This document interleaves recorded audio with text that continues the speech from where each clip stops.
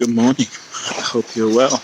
Out on one of my usual daily morning walks, just a bit before 7 a.m. If you've watched my videos before, you know as part of my daily morning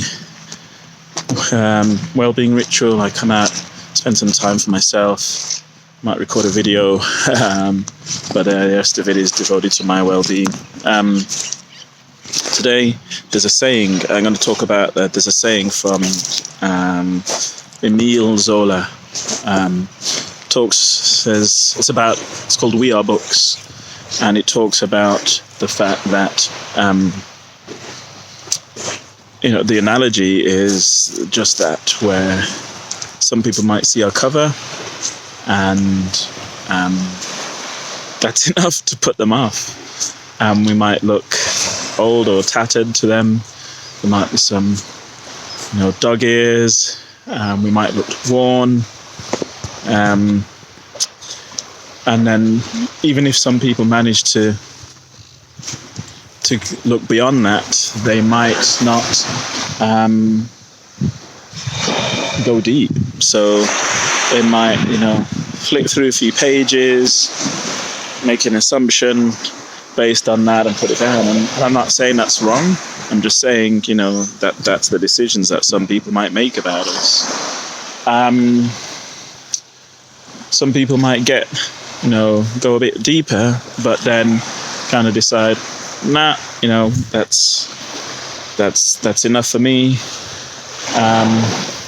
And then very few people get to really know us, and that's probably how it should be. Probably how it's meant to be, rather, not should be.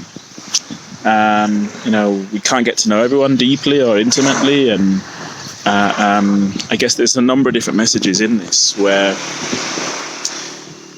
one of those messages is, do we know ourselves? Do we know who we are?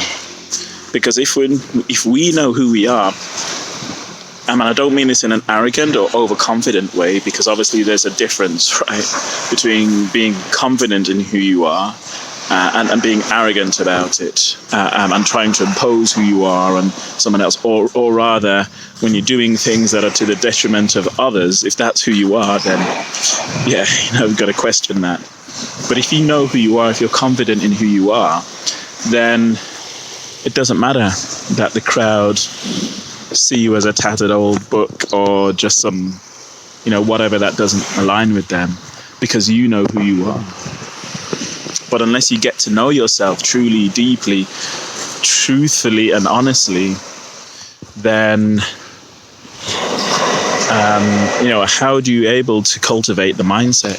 How are you able to build the mindset that will allow you to focus on your well-being and build your self-mastery? It can't happen if you don't know who you are.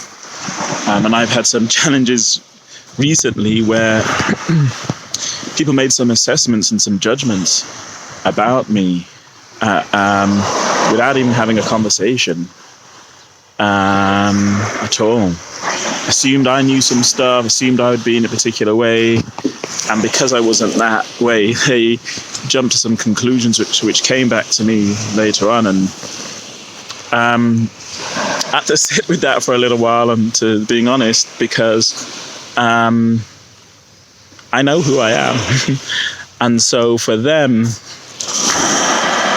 to make those judgments and assessments of the type of person that I was just like, ooh.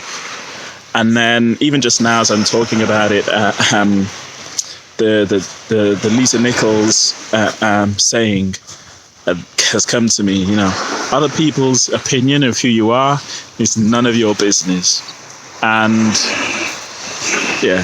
you can see the smile on my face. That thing has encouraged me to remind me that I'm confident in who I am.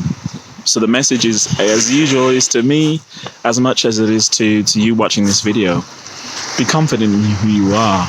Don't let the opinions of others dictate that. Yes, you might feel a bit away when someone says or does something that doesn't sit right with you, and that's all right. We're human. We have a human experience. We're going to react to these things, but sit with it for a little while and then move on.